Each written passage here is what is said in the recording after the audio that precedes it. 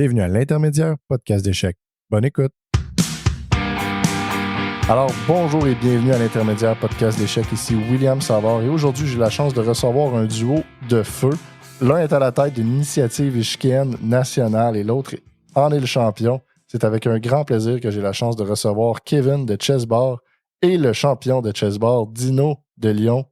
Les gars, comment allez-vous? Je t'en prie, Dino. Bon, écoute, ça va très bien, hein, en forme. Ce soir, un plaisir d'être ici, déjà, avec toi, de savoir ce que tu fais, etc. Donc, merci beaucoup pour l'invitation. Et en tout cas, ce soir, c'est avec plaisir qu'on va discuter tout autour des échecs et du chess bar. Ouais, merci beaucoup pour l'invitation, William. C'est un grand plaisir aussi de pouvoir intervenir, de pouvoir présenter donc l'initiative que j'ai lancée il y a un peu plus d'un an et donc de pouvoir être accompagné de Dino, le premier vainqueur de cette édition de Chess Bar. Voilà, on va pouvoir en discuter plus en profondeur. Alors, voilà un peu plus d'un an, moi, j'ai débuté mon podcast. Toi, tu as débuté Chess Bar et aujourd'hui, on a la chance de se réunir. Toi, de ton côté, Kevin, comment ce projet-là est parti de l'étape de l'embryon jusqu'à aujourd'hui, un championnat qui est joué dans plusieurs bars au travers de la France? Du coup, l'initiative Chess Bar, elle est venue d'un constat assez simple, c'est que je me suis rendu compte que beaucoup de gens jouaient aux échecs, notamment en ligne, et que une des seules manières de pouvoir jouer en réel, c'était de fréquenter les clubs.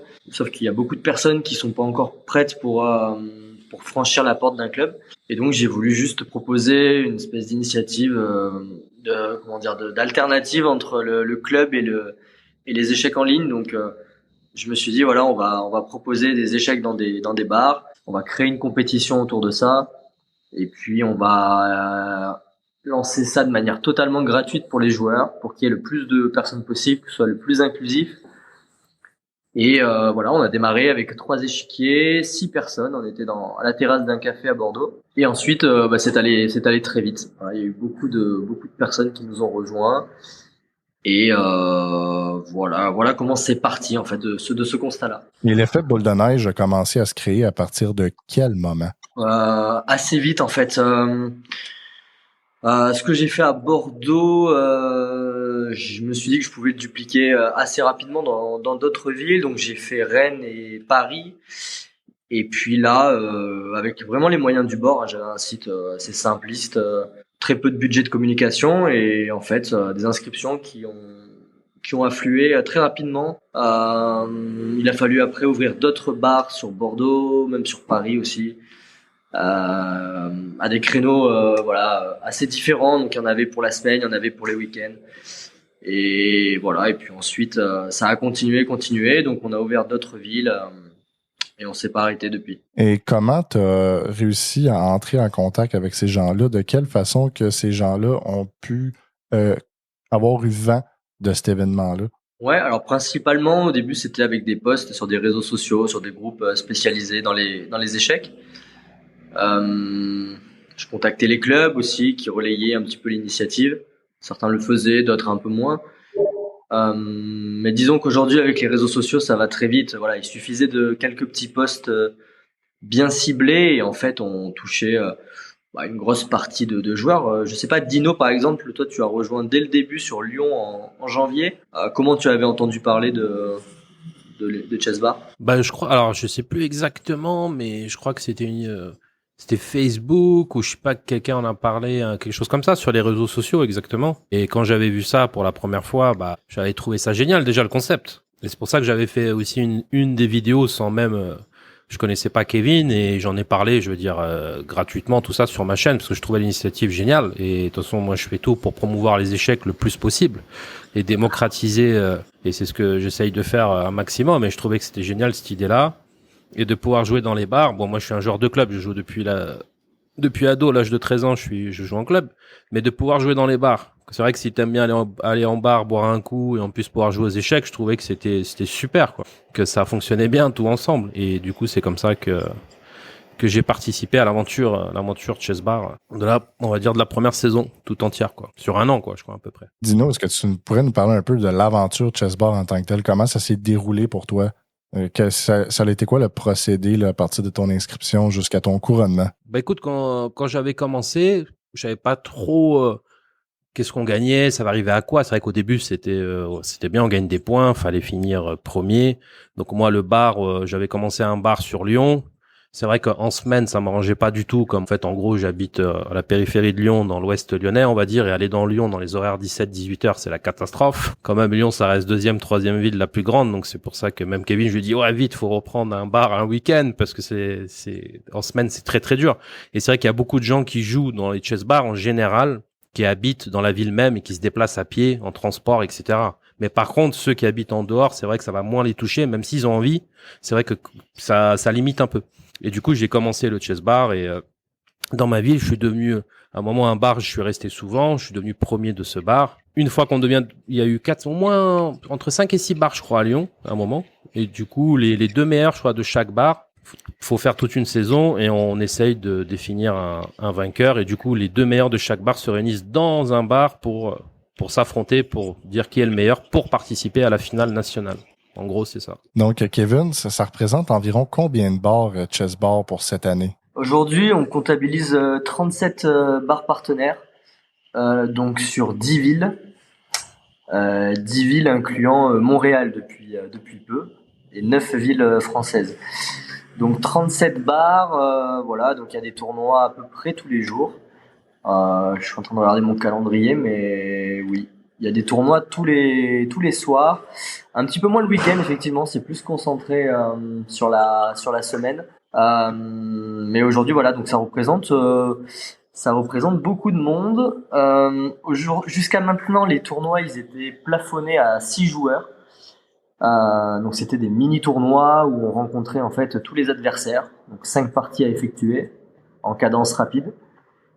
Et comme l'a dit Dino, voilà, effectivement, on marque des points dans l'établissement dans lequel on joue. Et puis ensuite, à la fin de chaque saison qui 3 mois, on a un vainqueur qui se distingue.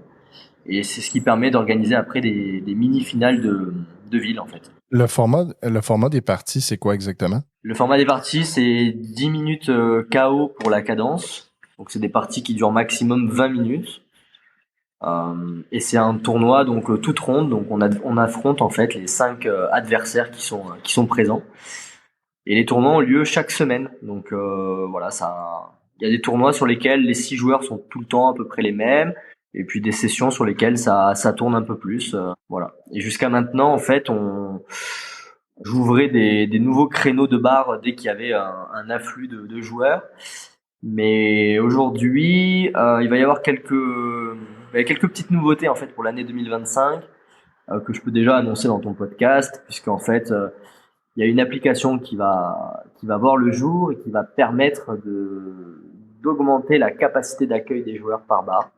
On va pouvoir monter jusqu'à 24 joueurs avec un système suisse qui va pouvoir être organisé. Donc il y aura toujours 5 parties à effectuer, mais il y aura plus de joueurs par tournoi. Bon, c'est quand même intéressant, c'est une belle initiative. 37 bars, on s'entend que c'est pas rien, c'est pas facile à administrer. Est-ce que ça doit quasiment être un travail à temps plein pour toi, Kevin? C'est en train de rattraper mon activité principale, ouais. Effectivement, à la base, c'était plus un loisir et un hobby que j'avais lancé comme ça. Et puis finalement, vu l'engouement, oui, c'est en train de dépasser mon activité principale. Mais j'aime bien parce que je fais un peu tout ça à distance finalement. J'essaie d'être présent sur les tournois à Bordeaux de ma ville. Mais sinon, voilà, les tournois se font sans ma présence. Tout est autonome et les gens passent des super moments. Enfin, j'ai des retours qui sont vraiment assez incroyables de la part des personnes, voilà, qui même souhaiteraient m'aider aussi. Et j'accueille ça volontiers, mais voilà, les gens passent des bons moments. Et ce qui est important en fait, au-delà des échecs, c'est que les gens, ça les fait sortir, ça les fait rencontrer des nouvelles personnes, des nouveaux bars dans des villes qu'ils connaissent pas forcément ou qui connaissent, mais ça crée du lien social, ça crée même du lien affectif et amoureux.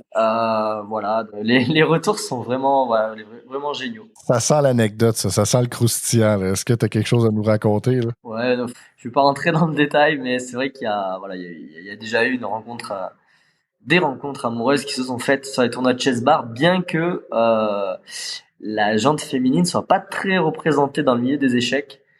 Et ça se vérifie aussi avec Chess Bar où je dois avoir seulement 5% des inscrits qui sont des femmes.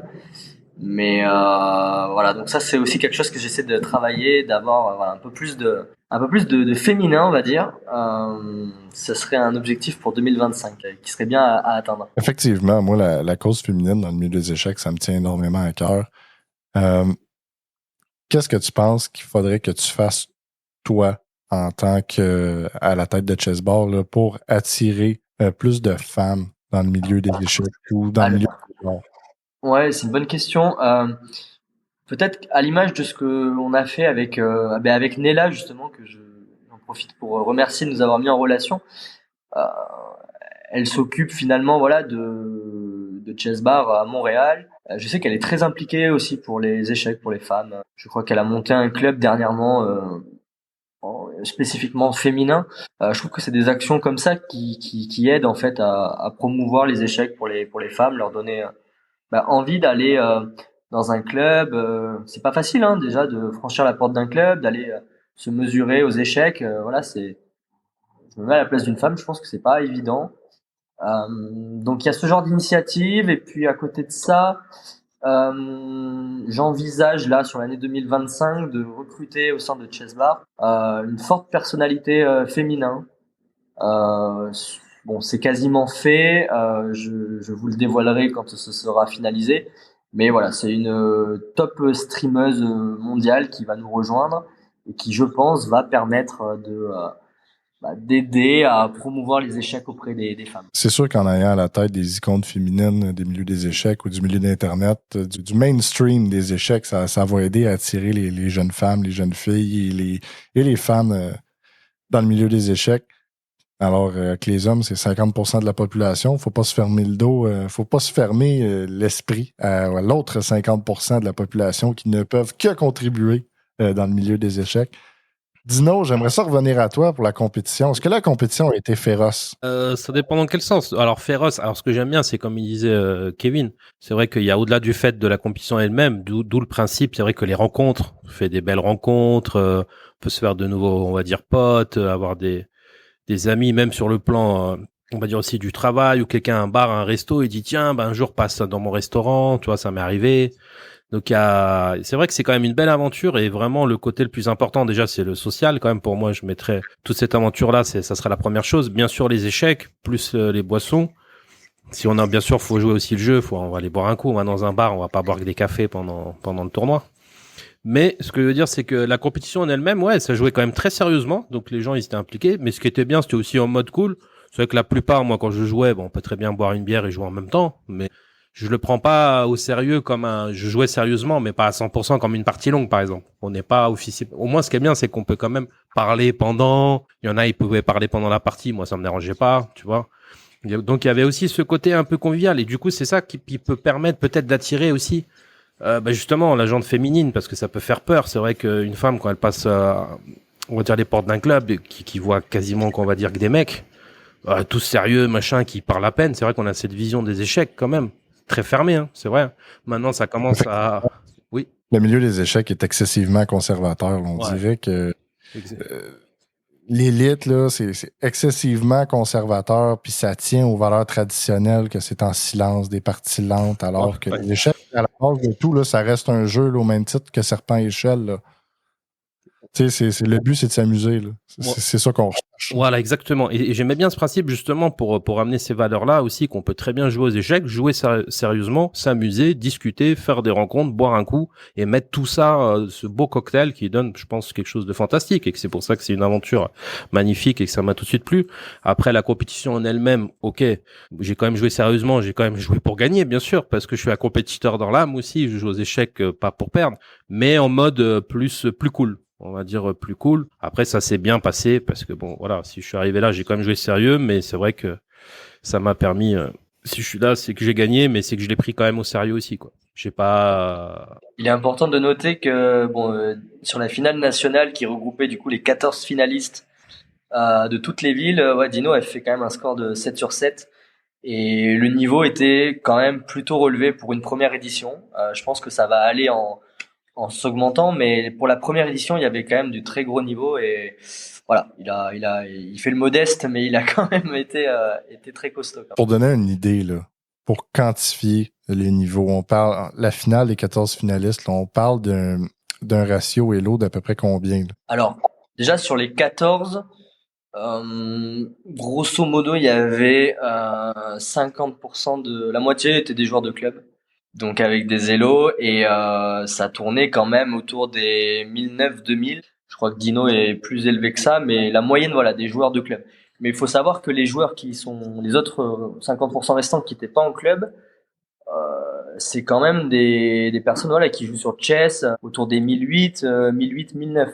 Ça joue aussi quand même pas mal, on va dire. OK, donc un niveau de club assez sérieux, là. Donc vraiment des belles parties d'échecs, mais pas nécessairement 2700 où ce que ça donne des draws à répétition, des nuls à répétition. Et donc, il y avait de la place pour des erreurs et il y avait de la place pour tout. Là. Donc, c'est vraiment un beau niveau d'échec intéressant à regarder. Là. Ouais, et puis bon, sur les 14, il y avait deux féminins.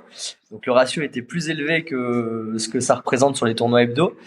Mais tu vois, par exemple, Dino a été très embêté sur la dernière partie par Léa, joueuse de Montpellier, qui est en club, il me semble, mais voilà, qui doit tourner autour des 1008, je pense, 1008-1009.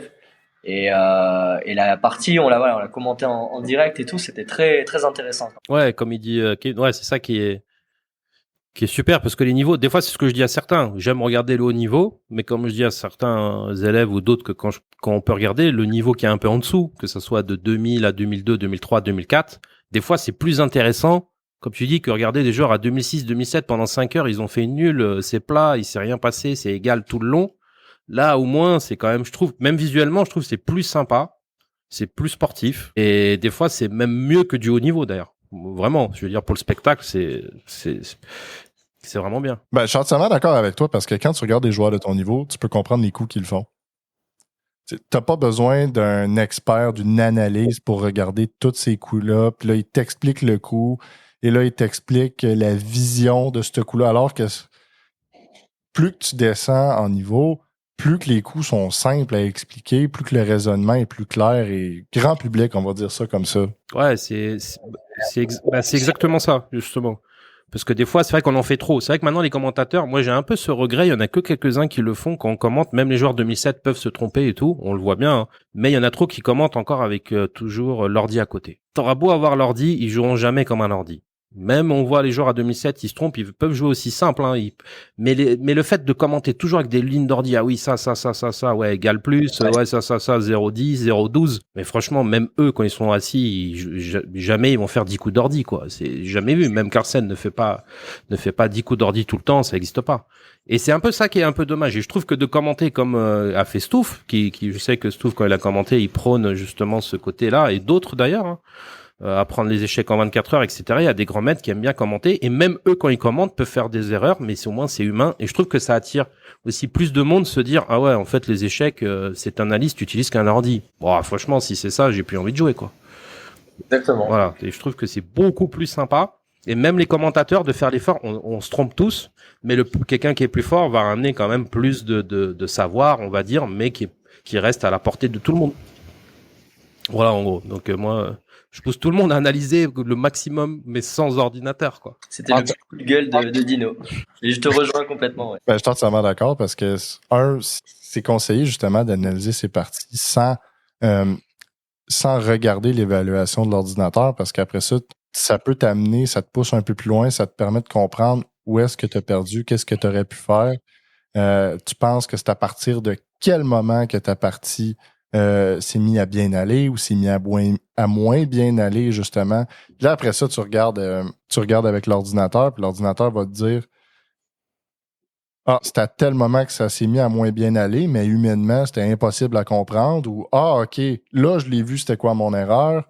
C'est sûr que quand tu laisses une pièce traîner, c'est très facile à expliquer. Là. Laisse-la pas traîner, puis aie une meilleure vision de ton échiquier, mais il y a tout ce qui est positionnel, l'ordinateur peut pas t'expliquer ça. L'ordinateur va te montrer c'est quoi le meilleur coup, mais des fois, j'ai regardé des vidéos, c'est des grands maîtres qui disent comme OK, bon, ça c'était le meilleur coup, mais j'ai aucune idée de ce que ça fait.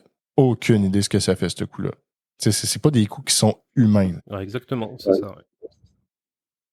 On voit ça là, dans des vidéos des streamers connus qui font des vidéos où des joueurs à une basse cote trichent, là. triche ouvertement, puis là, il essaye d'expliquer les coups, puis t'es comme, ouais, non, c'est sûr que c'est pas un gars de 700 îlots qui va jouer ça, là, tu sais, même à 2400, c'est trop difficile à expliquer comme coup. Là. Donc, la finale, Dino, ça s'est passé comment pour toi? Comment ça s'est passé? Bon, écoute, la finale, pareil, hein, bon, ce que j'ai bien aimé, la finale, je l'ai pris comme une compétition hyper sérieuse dans le sens, je me suis bien préparé avant. J'ai pas trop joué, je me suis chauffé un peu. Et du coup, ce qui était bien, c'est que j'ai eu pareil un peu l'adrénaline, tout ça, comme en compétition, ce que j'aime, parce que quand on fait la compétition, on aime bien avoir une petite pression quand même. Donc il y a quand même un enjeu. Et les parties, je savais qu'il y avait des très bons joueurs en face. C'est du 5+2 en blitz. C'est vrai qu'en blitz, il y a encore plus d'erreurs, donc ça peut vite tourner les parties, hein, clairement. Donc même à beaucoup plus haut niveau, même le top mondial en blitz, on peut tous faire des erreurs, et c'est ça qui est bien derrière, tant mieux. Et quand j'ai vu les joueurs, c'est vrai que la plupart on a fait des comptes. Je sais que moi j'ai fait un compte exprès de chess.com pour pas avoir des parties. Et la plupart ont fait la même chose parce que ça fausse l'élo. Par exemple, je sais plus mon élo, j'ai dû faire quelques parties pour participer au tournoi. Mon élo il devait être un peu moins de 2100 alors que sur mon compte officiel je suis plus à 2500, 2600. Et du coup, comme ça, les autres joueurs ne pouvaient pas vérifier mes ouvertures, etc. Et la plupart on a fait ça. Et les autres, je me suis dit tiens, je vais me préparer un peu. Mais non, ils ont aussi fait des nouveaux comptes. Du coup, ça fait quand même pas mal de, à part quelques-uns, mais du coup ça fausse. Et du coup quand on voyait des élos, c'est vrai que si on regarde la finale, pour ceux si ils la revoient, les élos veulent strictement rien dire en fait. Il y en a, il va être 1200, 1400, mais en fait il est 2003 ou 2100 ou 2002. Mais bon, c'était le jeu aussi. On avait dans le règlement, c'était pas interdit d'arriver avec un nouveau compte. C'était pas interdit et le joueur d'échecs est malin, donc bravo. Voilà, donc on est arrivé comme ça. Donc je savais que déjà les joueurs sont pas préparés contre moi. Et j'ai quasiment joué, on va dire, mes meilleures ouvertures en blitz. Et les premières, j'étais content d'avoir, une fois que j'ai fait... Pour moi, la plus importante, c'est la première partie. C'est vrai que la première, si je la gagne, en général, c'est je suis en forme, après on est confiant. C'est vrai que c'est... Même dans un open, souvent, la première partie, c'est comme ça. Je l'ai pris comme dans un open sérieux. Après, j'ai vu, je gagne la première, deuxième, troisième. Ok, ça met en confiance, c'est clair. Et là, je me suis dit, bon allez, 4 sur 4, 5 sur 5. Et je sais plus, à un moment... Mais pour l'anecdote, c'était marrant parce que je gardais le téléphone à côté parce que pour éviter le système de triche, c'était bien ce qu'il a fait Kevin, c'est qu'on pouvait être appelé à n'importe quel moment. Du coup, si on est appelé à n'importe quel moment, par exemple, on met la caméra, tac, je prends mon téléphone en visio et je peux montrer qu'est-ce qu'il y a autour de moi. C'est vrai que c'est pas infaillible comme système, mais déjà, ça met quand même une petite pression. Et à préciser effectivement que la finale nationale était en ligne pour des soucis de logistique. Elle n'a pas pu se dérouler dans un bar, mais en sachant que là pour la prochaine édition, on fera tout déjà pour essayer de l'organiser en présentiel, de ramener tous les finalistes sur place. C'est ce que je disais aussi à Dino, mais là on va avoir un peu plus de moyens pour cette seconde édition.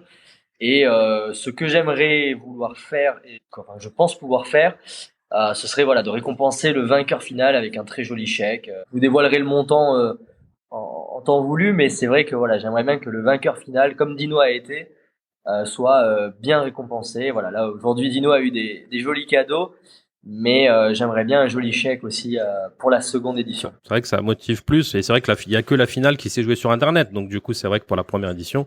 Mais ce principe-là, j'ai trouvé que c'était quand même sympa. C'est vrai que je pense que tout le monde a joué clean quand même. Il n'y a pas eu ça a été quand même assez propre. Et je sais plus, quelqu'un qui suivait que je connais m'envoie un message, même si tu la perds, t'as gagné le tournoi. Et je sais plus, et moi je me dis tiens, c'est peut-être Kevin, je regarde mon téléphone en même temps, mais je suis concentré dans mes parties. Et une fois qu'il me dit ça, je dis bon, tu vois, je me dis ça va. Donc vu que j'avais 1 ou 2 points d'avance, et du coup c'était marrant parce que il faut pas, je me suis dit mais qu'est-ce qu'il me raconte? Et je sais pas pourquoi, moi je pensais, c'est vrai que normalement c'était annoncé 9 rondes. C'était pour l'anecdote, mais en fait, chess.com n'accepte pas parce qu'on n'est pas assez, je crois, on n'est pas assez nombreux. Et en fait, c'est un 7 rondes. Donc je me dis, je me suis dit, il faut que je tienne jusqu'aux 9 rondes. Donc je me suis dit, il faut que je prenne, si je le gagne, il me faut de l'avance. Mais en fait, et quand il m'envoie ce message, mais t'as déjà gagné, et ça m'a un peu, je dis, mais comment ça, j'ai déjà gagné, je comprends pas. Et même si je perdais la dernière, je sais plus. Alors, ça en enlève rien, à un moment, j'étais perdant. Donc si ceux qui peuvent revoir la partie, c'est vrai qu'elle a hyper bien joué. Bon, je la retourne, ok, c'est du blitz, ça arrive. Mais c'est sûr que ça fait partie du jeu, et bon après tant mieux si je finis à 7 sur 7. Ça me fait et je suis encore plus content d'avoir gagné cette première édition. C'est comme je disais aux autres, c'est quand même on va dire la première édition du Chess Bar. Et pour moi, c'est quand même aussi dans le sens un peu historique, quoi. Je sais que ça va monter Chess Bar et je suis hyper fier d'avoir gagné le premier. Et je sais que le premier, souvent, on va en parler très longtemps. Qui a été le premier vainqueur? Et voilà. Juste pour ça, je trouve que c'est sympa, c'est symbolique, voilà. Entièrement d'accord avec toi. Entièrement d'accord avec toi. Pour conserver son titre et se requalifier pour l'édition 2 de la finale nationale de l'année prochaine. Donc, je suis sûr qu'on te retrouvera parmi les finalistes. Bah écoute, j'espère. Si William, peut-être si jamais tu voudras mettre le lien je fais une aparté, mais si tu voudras mettre le lien de la finale nationale, elle est disponible en streaming sur la chaîne Twitch de Stouff. Voilà. Peut-être que je pourrais t'envoyer le lien. Absolument, tu peux m'envoyer le lien puis je vais la mettre en bas de page de mes publications sans problème. Ouais, ça marche. Dino, une question pour toi, ça peut être pour Kevin aussi également. Est-ce qu'il y a des stratégies mesquines qui ont été utilisées dans le sens que est-ce qu'il y en a qui ont délié leur cordon de leur bourse pour offrir des verres à leur adversaire avant les parties afin de diminuer leur capacité? Tu veux dire pendant les bars? Oui, pendant les pendant les tournois dans les bars, oui. Oui, il y a eu un peu de ça, mais dans le bon sens. Par exemple, la finale de Lyon, je sais qu'il y en a un, je sais plus, entre la 2e et 3e ronde. Allez, j'offre une série de shooters. Bon, on l'a fait, on peut boire des pintes. Bon, il y en a, ils ont bu que des cafés, bien sûr que ça arrive. Il y en a, ils ont pris le truc. Il y a aussi certains qui boivent pas d'alcool, donc c'est tout à fait normal. Mais en tout cas, voilà, c'était le côté marrant, festif, qu'il y en a, ils arrivent, allez, là, c'est moi qui paye ma tournée, poum, shooter, tous, allez, on joue. Mais je trouve que ça fait partie du jeu. Je trouve que ça peut être une stratégie, oui. Ça peut être une stratégie, exactement. Ouais. C'est d'ailleurs quelque chose que je mets vachement en avant, mais les bars, quand je les contacte, etc., et que je leur dis on va jouer aux échecs dans votre bar, je leur dis s'il y a du bruit, s'il y a de l'ambiance, s'il y a de l'agitation et tout, tant mieux en fait. Le but c'est de démocratiser le jeu.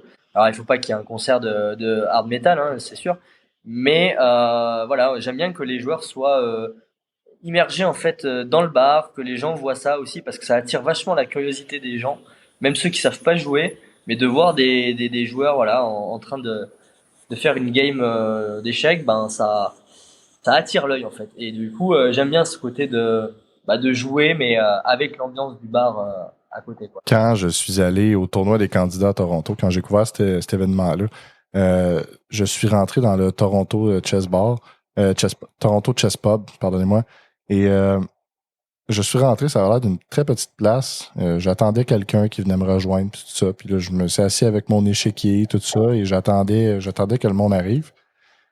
Mais finalement, je me suis rendu compte qu'il y avait comme un chemin qui menait à une autre pièce, que c'était une immense pièce, où ce que là, il y avait un tournoi. C'était très rustique comme apparence, là, ce bar-là. J'ai vraiment adoré. C'est très beau.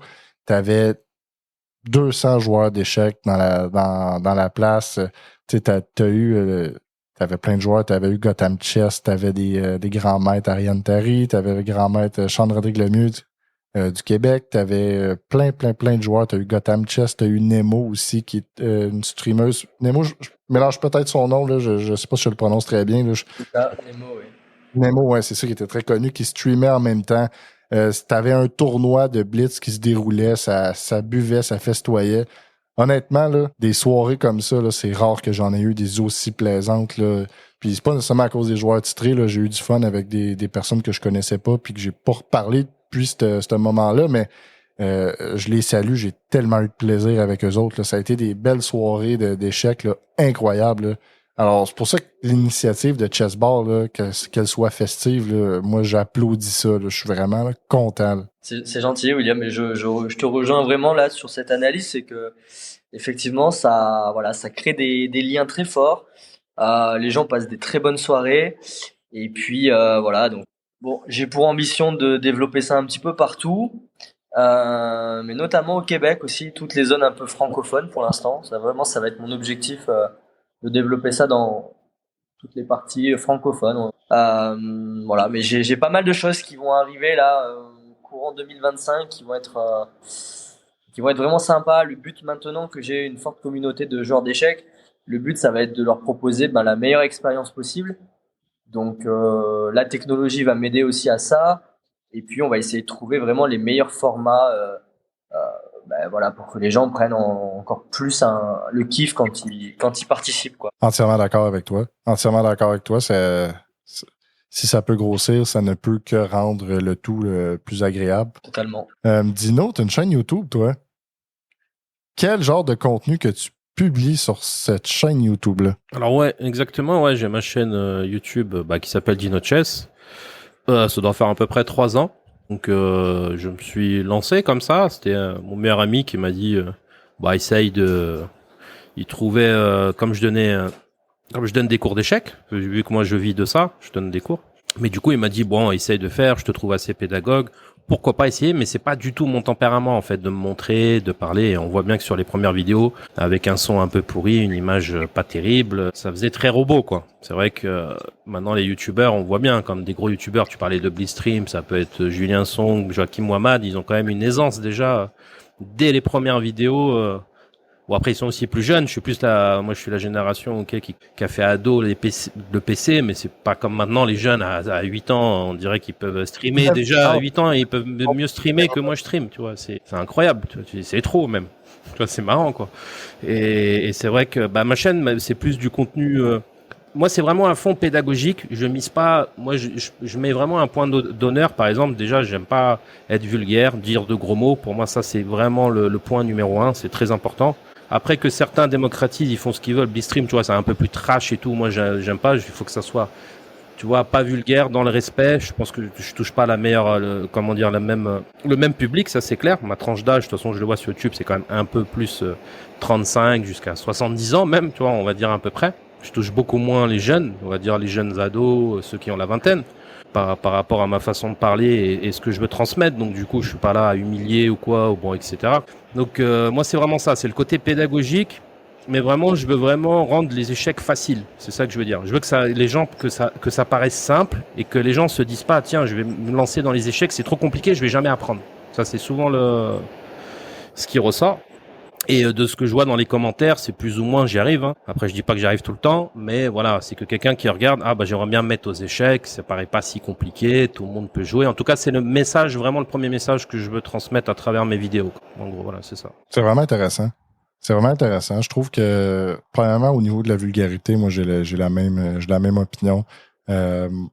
Mon podcast, c'est pas nécessairement dédié aux enfants, pas particulièrement, mais je veux que les enfants puissent l'écouter. Je veux que les papas, les mamans, les personnes puissent l'écouter dans l'auto avec les enfants. Je veux qu'on puisse le mettre dans la maison, sur la télé ou en voyage, peu importe. Je veux que ça soit accessible à tout le monde, mais pas nécessairement destiné pour les enfants. Je te trouve quand même assez à l'aise derrière une caméra. Puis pour discuter, je trouve que dans ton côté pédagogue doit compenser largement là, pour ton supposé là, manque d'aisance là, derrière le micro. Là. Ouais, mais après c'est venu aussi. J'ai essayé un peu de me relâcher et tout ça. C'est vrai que ça faisait vraiment 2 dinos différents dans les débuts et dans la vie, quoi. On va dire, c'est vrai que c'est pas facile de parler derrière une caméra et surtout c'est pas facile de parler tout seul en fait. Même si on fait des échecs, c'est quand même un exercice qui est très dur, quoi. Et je pense ceux qui ont fait, je sais pas, faire du théâtre un peu avant, ça doit aider, c'est clair, hein, quelque chose comme ça. Mais comme tu dis, les enfants, quand je dis que les enfants, car pas, c'est exactement ça. Je veux que des parents, que tu as un enfant de 5 ans, 8 ans,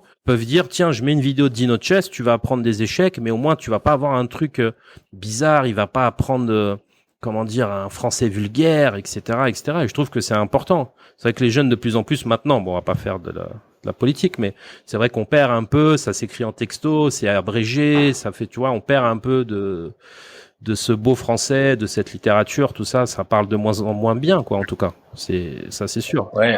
Après, c'est vrai que c'est chaque youtubeur, on va dire, à son public, il doit s'adapter à son public.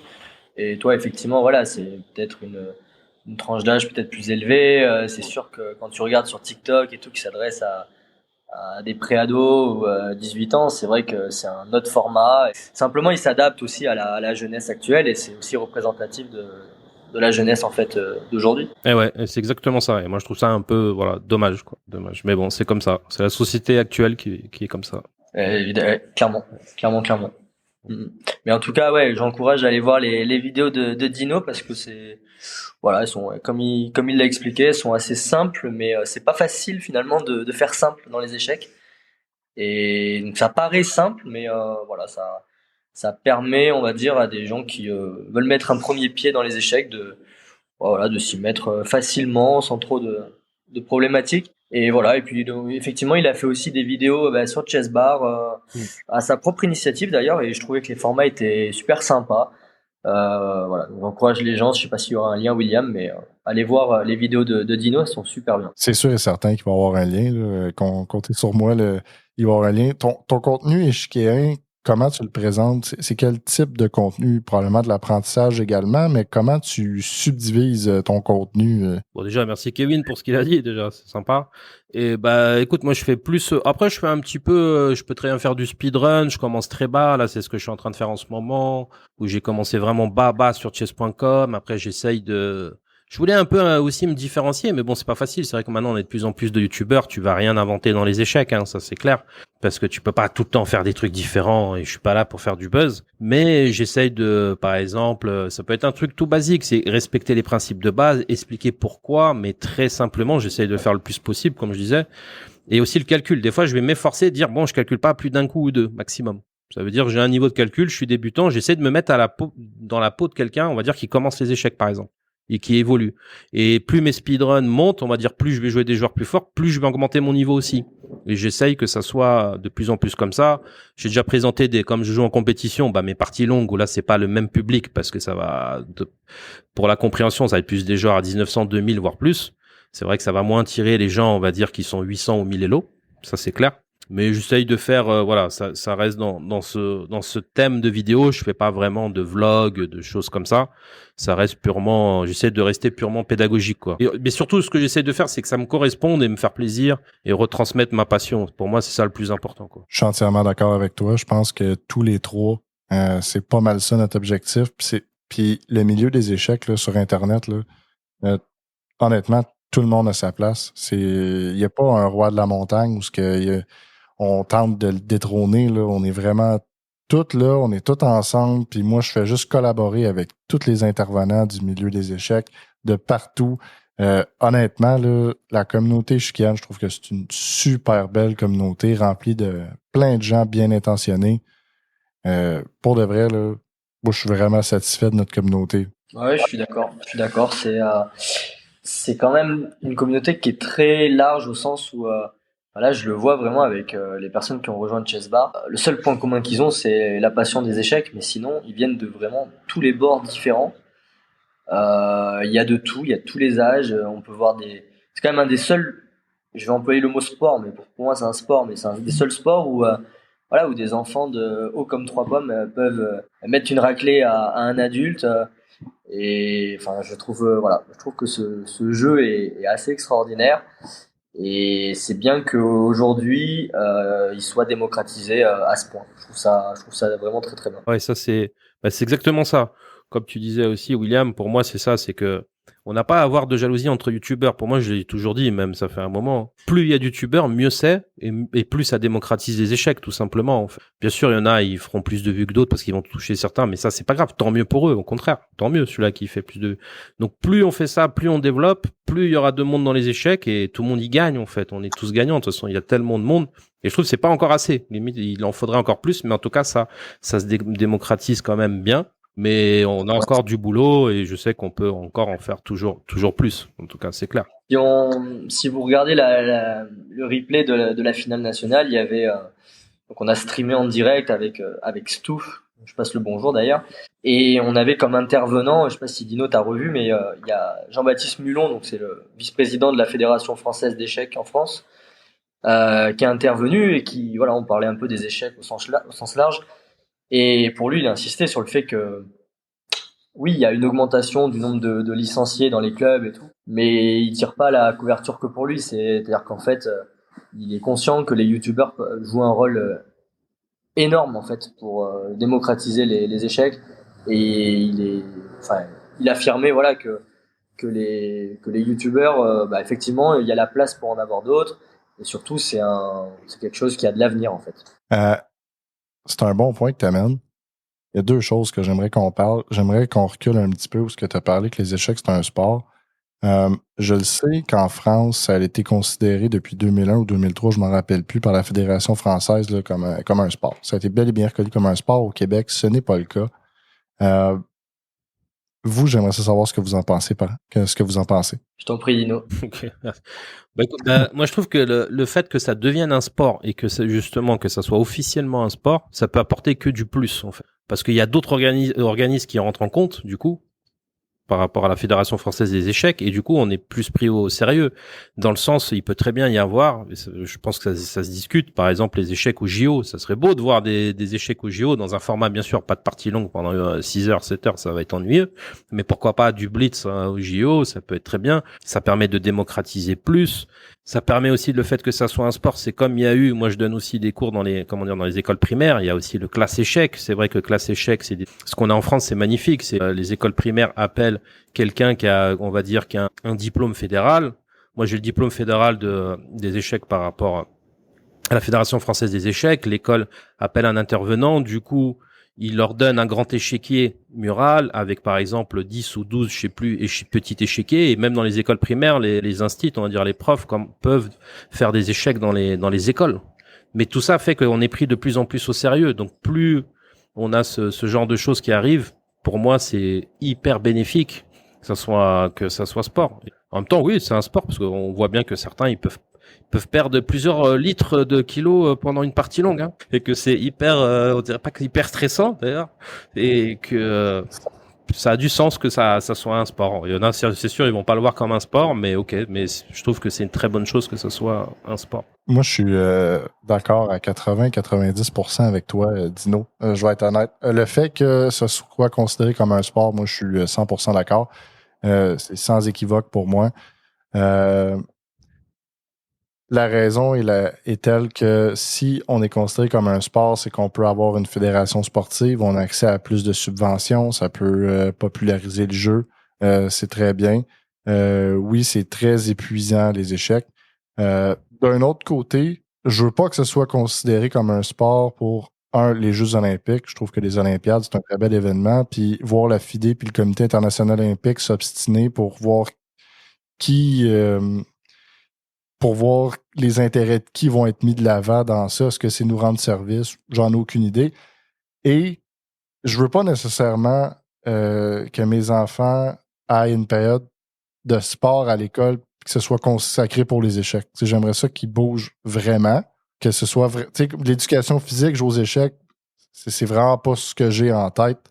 Mais pour tout le reste, moi, je suis entièrement d'accord. Ouais, mais parce qu'il faut voir le sport de manière plus large en fait. Là, effectivement, on parle peut-être de sport cérébral finalement. On n'est pas obligé de parler que de sport physique. Moi, je trouve ça positif qu'on le considère en France comme tel. Voilà, mais après, c'est juste qu'il faut voir le mot sport, qu'est-ce qu'on entend derrière. Et si on parle de sport cérébral, ouais, ça rentre complètement là-dedans.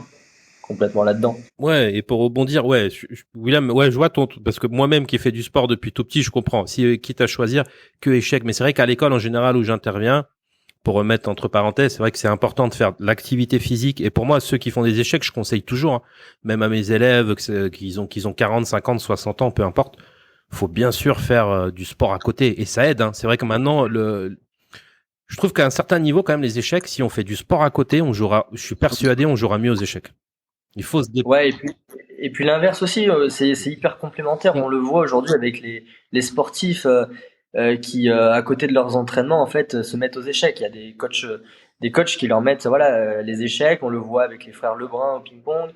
On le voit avec Djokovic au tennis, même certains footballeurs et tout qui, en fait, ils travaillent leur clarté mentale et ça les aide dans leur sport physique. Donc c'est hyper complémentaire. En fait. Ouais, ce que j'allais dire, c'est complémentaire. J'allais dire exactement la même chose. Ouais, je pense qu'il faut essayer de le voir comme ça, mais pas négliger les deux aspects. Voilà, c'est clair. Pas. Il faut c'est sûr que dans une école, s'il y a que échec, on va dire ouais, c'est bizarre. C'est quoi le sport que tu fais? C'est que échec. Et là, je peux comprendre que les familles, les parents vont dire, mais attends, tu te dépenses pas, tu cours pas, tu transpires pas. Mais c'est pas à la place, ouais, c'est en complément voilà, en fait. Ouais.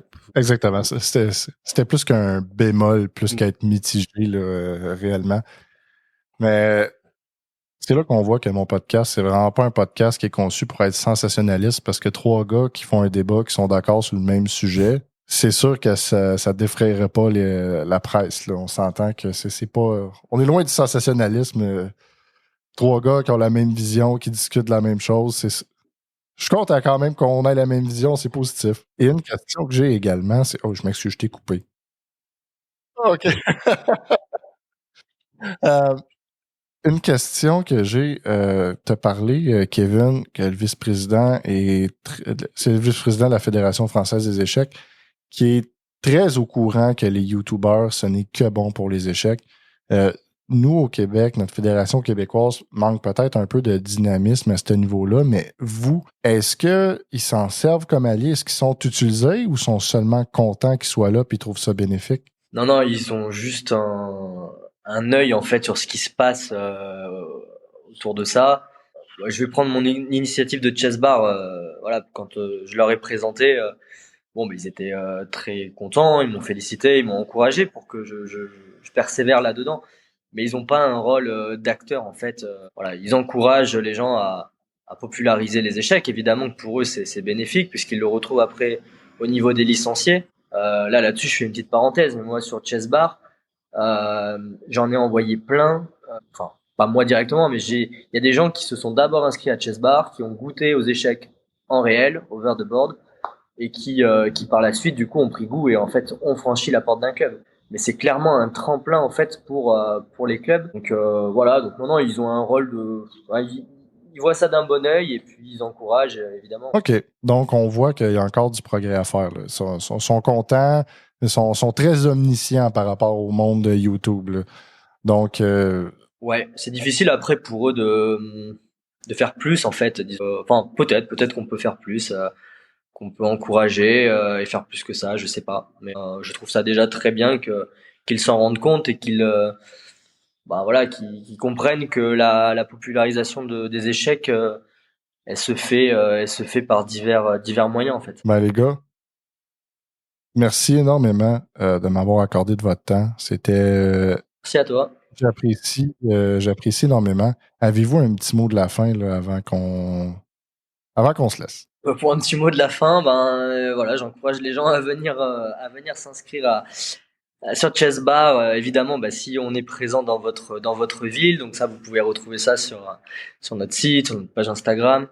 Et puis voilà, je peux déjà annoncer voilà qu'on va révolutionner un petit peu le format déjà existant et puis qu'on va développer le concept Chess Bar un peu partout. Donc voilà, si j'arrive à atteindre mes objectifs, on retrouvera ça dans plusieurs pays et puis avec pas mal de surprises. Donc voilà, j'en dis pas plus pour l'instant. Ben, merci énormément, les gars. Ça a été un énorme plaisir. Si vous voulez me laisser des commentaires, des suggestions, il y a mon Gmail, l'intermédiaire podcast @gmail.com. Vous pouvez toujours consulter ma page Instagram, l'intermédiaire podcast. Il y a ma page Facebook également, l'intermédiaire podcast d'échecs. Vous pouvez également écouter cet épisode-là sur à peu près toutes les plateformes qui existent. Il y a des plateformes très obscures que je savais même pas que je publiais sur ces plateformes-là. Donc, je suis disponible à peu près partout. Recherchez l'intermédiaire podcast d'échecs sur Internet, vous allez le trouver. C'était Kevin de Chess Bar et Dino de Lyon avec son compte YouTube Dino Chess.